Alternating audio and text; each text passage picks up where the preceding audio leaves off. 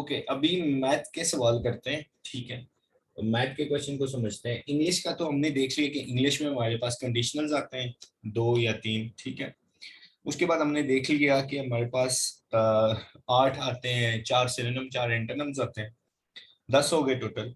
उसके बाद हमारे पास कंप्लीशन इन सेंटेंसेस आते हैं। तो ये इतनी मुश्किल बात नहीं, और कुछ टेंसेस में से आ जाता है। ठीक, मोस्टली अगर ट्रेंड चेंज भी हो जाए तो उसमें पार्ट्स ऑफ स्पीच पूछ लेते हैं, बट सेंटेंस स्ट्रक्चर को नहीं छोड़ते। अच्छा, चलिए मूव ऑन करते हैं। अब क्वेश्चन स्टार्ट करते हैं मैथमेटिक्स पोर्शन के, और इसको गौर से सुनना है। ठीक, क्योंकि ये इम्पोर्टेंट है, और इसमें 20 क्वेश्चन अगर हैं तो 20 कंसेप्ट। ठीक है, तो मैथमेटिक्स इसके भी 20 हैं। तो अभी ये MCQs 21 से लेके 40 तक मैथमेटिक्स है। क्वेश्चन नंबर 1 है, कह रहा है कि 12 man take 6 hours to finish a piece of work.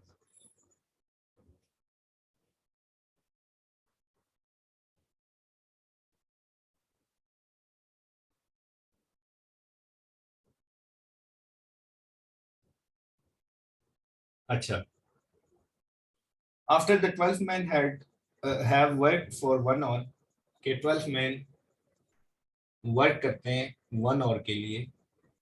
अच्छा, उसके बाद कहता है द बॉस कॉल 8 men मोर।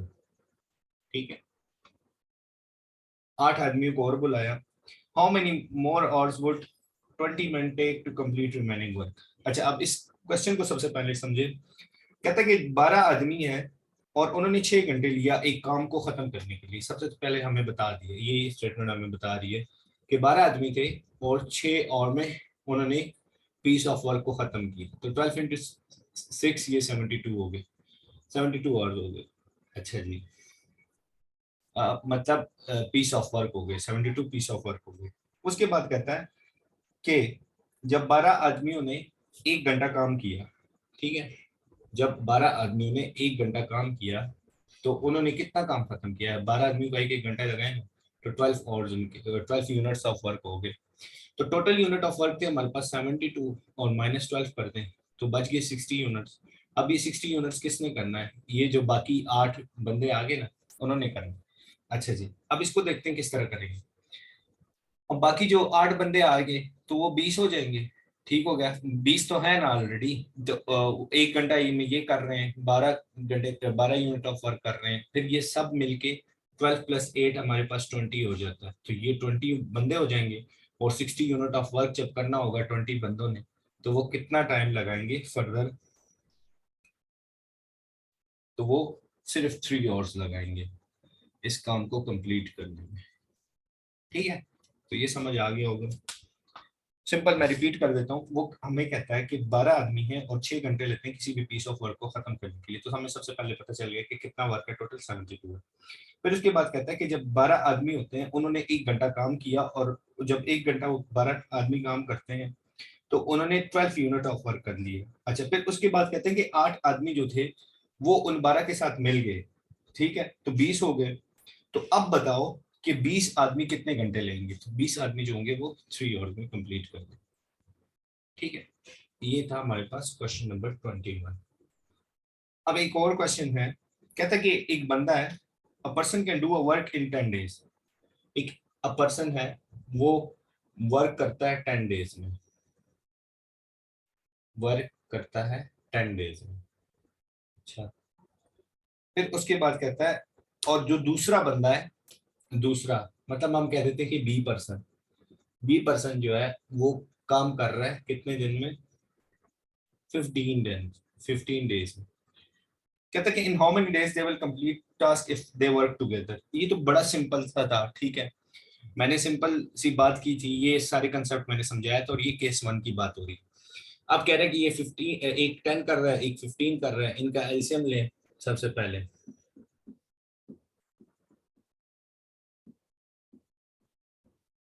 30 आ गया।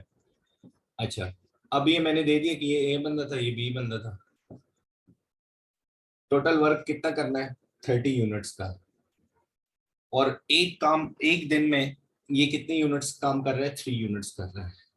3 सॉरी, ये 2 यूनिट्स काम कर रहे हैं और ये 3 यूनिट्स काम कर रहे हैं।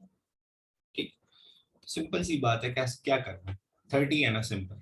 टोटल वर्क कर दो और इन दोनों का कंबाइन पूछा हुआ क्या है, in how many days they will complete task if work together. अगर दोनों इकट्ठे काम करते हैं तो 30 हो गया, 30 divide by 5 is equal to 6। तो इन्होंने कितने डेज में कंप्लीट कर देना है, 6 डेज में दोनों ने मिलकर कंप्लीट करना। It is too much easy. ठीक है, अगर आपको कंसेप्ट याद है जो मैंने बताया था। खैर अभी मैंने दोबारा भी रिपीट कर दिया। अच्छा, अब नेक्स्ट क्वेश्चन है, क्वेश्चन नंबर 23 है। अच्छा, अब इसको समझने इसमें न्यू कंसेप्ट आएगा, एक एवरेज स्पीड के बारे में। कह रहा है कि एक बंदा है, the speed of the train, एक ट्रेन है going from Nagpur to Allahabad is 100 kilometre per hour. हम कहते हैं ये नागपुर है और ये इलाहाबाद है। अब एक ट्रेन जा रही है नागपुर से इलाहाबाद की तरफ और उसकी स्पीड क्या है, 100 किलोमीटर पर आवर। ठीक है जी, समझ आ गई हमें। अब आगे कह रहा क्या है, कहता है कि जब वो वापस आ रहा था इलाहाबाद से नागपुर की तरफ, तो उसकी जो स्पीड थी वो कितनी थी जी, वो थी हमारे पास 150 kilometre per our. 150 kilometre per our. अच्छा, अब क्या कह रहा है कि इनकी एवरेज स्पीड बताओ ड्यूरिंग होल जर्नी। ये इस होल जर्नी की एवरेज स्पीड बताओ। अब हमें पता होता है कि डिस्टेंस जो हमने स्पीड स्पीड फाइंड करना होता है, तो स्पीड जो होता है वो हमारे पास क्या होता है, डिस्टेंस ओवर टाइम। ठीक है, डिस्टेंस बाय टाइम। तो एवरेज स्पीड के लिए हम क्या करेंगे, डिस्टेंस बाय टाइम। अच्छा, ये डिस्टेंस और टाइम कैसे आएगा, सिंपल सा तरीका करना है आपने।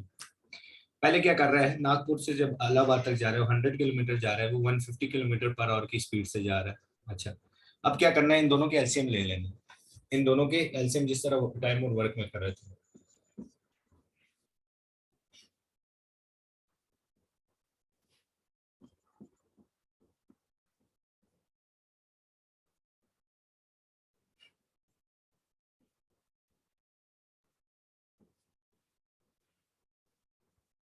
ये आ जाते 300। अब ये 300 हमारे पास क्या आ गया, ये 300 हमारे पास क्या आ गया, टोटल डिस्टेंस आ गया। सही है, 300 हमारे पास टोटल डिस्टेंस आ गया। और यहाँ पे ये 100 3 और 152 ये हमारे पास टोटल टाइम आ गया। टोटल टाइम हमारे पास ये 3 और +2 हो जाएगा, ये 5 हो जाएगा। और डिस्टेंस हमारे पास क्या है, 300 है। अच्छा, डिस्टेंस हमारे पास 300 है और टाइम हमारे पास 5 है। अच्छा, अब ये क्या हो रहा है, 2 चक्कर लग रहे हैं, पहले यहाँ से फिर दूसरे यहाँ से, तो इसको 2 से मल्टीप्लाई भी कर देंगे।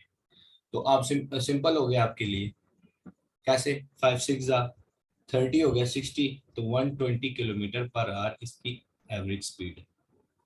ठीक, अब ये इसकी शॉर्ट ट्रिक थी, इस तरह से ऐसे सवालों को करना है।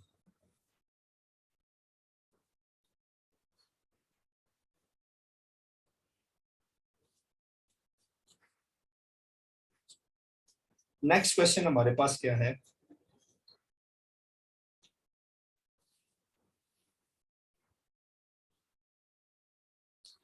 अब हमें ये कह रहा है कि जो एवरेज है, ठीक है, the average of a group of man, ये हमारे पास क्वेश्चन नंबर 24 है। कह रहे हैं कि the average of a group of man is increased by 5 year when a person aged of 18 years is replaced by a new person. अच्छा, अब हमें कह रहा है कि जो average age of a group of man, ठीक है, अब हमें नहीं पता कि ग्रुप ऑफ मैन कौन सा है। ग्रुप ऑफ मैन, उसको हम रिप्रेजेंट कर देते हैं एक्स से।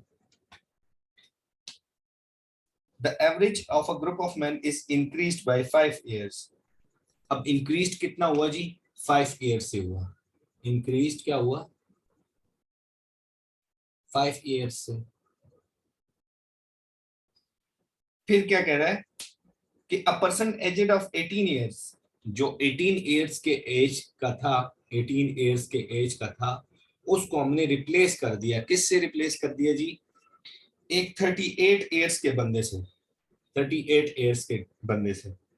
तो बताओ कि ग्रुप में कितने आदमी हैं, total man in a group. ये बड़ा सिंपल है, अगर आपको एक फॉर्मूला समझ आ जाए। क्या है जी, ग्रुप ऑफ मैन और ये इंक्रीज जो है, ये इन दोनों को आपस में मल्टीप्लाई कर देना है, x इंटू 5, और डिफरेंस ले लेना है इन दोनों का, 38 माइनस 18 कर दो। ये हो जाएगा हमारे पास 5x हो गया, ये हमारे पास 20 हो गया, x इज इक्वल टू 20/5, तो x इज इक्वल टू 4। तो टोटल मैन इन ग्रुप कितने हो गए हमारे पास, 4 मैन। सही, ये फॉर्मूला बस याद रखना। अच्छा, अब हमें इसके बाद नेक्स्ट क्वेश्चन है 25। 25 में हमें क्या कहता है, 25 में कहता है कि अ पर्सन पे 2% कमीशन। अच्छा, अब आपने देख लें कमीशन कितना पे कर रहा है बंदा, 2% ही पे कर रहा है। क्वेश्चन नंबर था 25, कमीशन पे कर रहा है 2%। अच्छा, और जो किस पे कर रहा है, when he bought a land of worth rupees, कितनी रुपीस की लैंड थी उसकी, वो थी लैंड की वर्थ जो थी वो थी हमारे पास 6 करोड़ 75 लाख।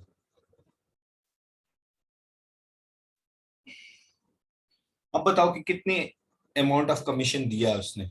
ठीक है, तो ये 2% of 2% of above amount, 6 crore 75 lakh का 2% निकालें।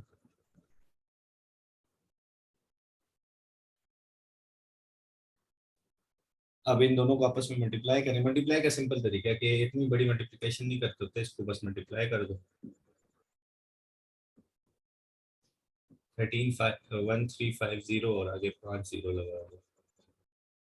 ठीक है, तो ये हमारे पास क्या हो गए, ये अमाउंट उसने कमीशन में पे कर दी। ये तो काफी इजी था। ठीक है, अच्छा, उसके बाद क्वेश्चन है हमारे पास कि आरिफ, हाफिज कौन है और हैदर है। अब हमें कह रहा है कि एक आरिफ है, हाफिज है और हैदर है, उनका जो शेयर है वो टोटल कितना है।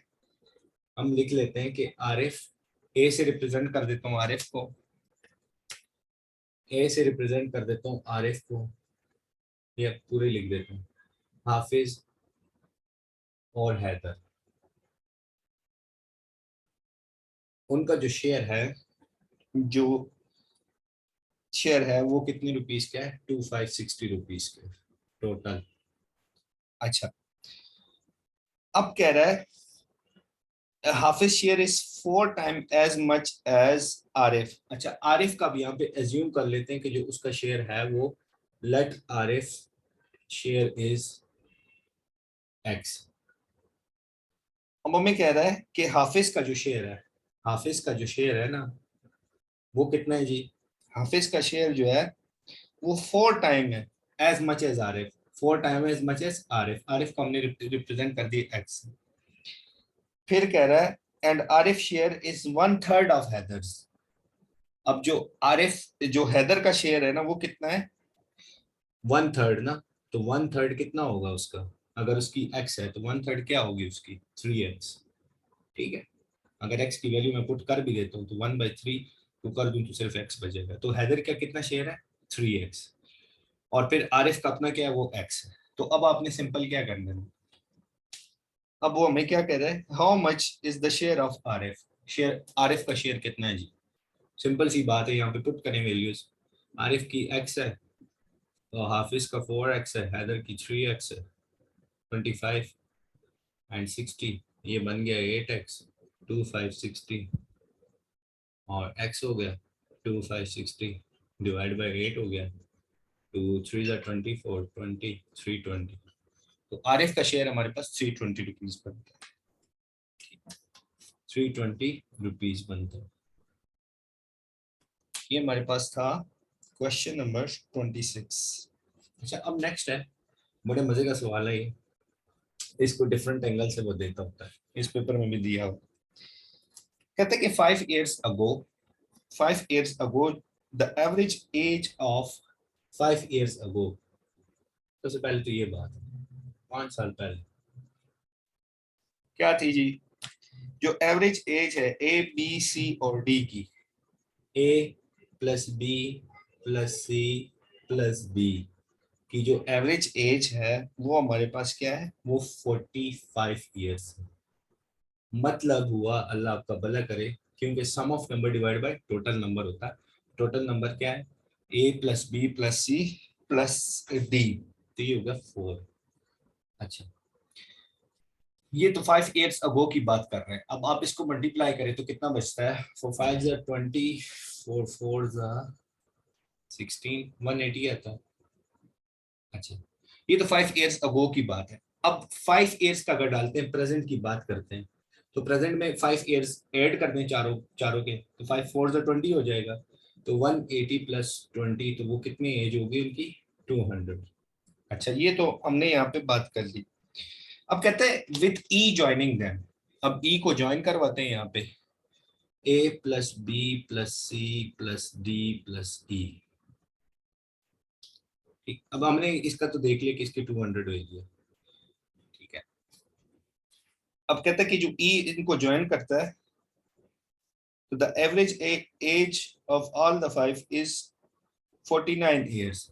जो एवरेज एज होगी उनकी कितनी होगी, 49 ईयर्स होगी। अब बताओ कि जो ई की एज है वो क्या है। ठीक है, अब कह दे कि 49 ईयर्स होगी। ठीक, तो अब 49 ईयर्स हो गई है, तो 49 को 5 से मल्टीप्लाई कर देंगे। ठीक है, 49 को हम 5 से मल्टीप्लाई करेंगे क्योंकि इन सब में इंक्लूड है। तो 49 को आप 5 से करें, 5 9 40।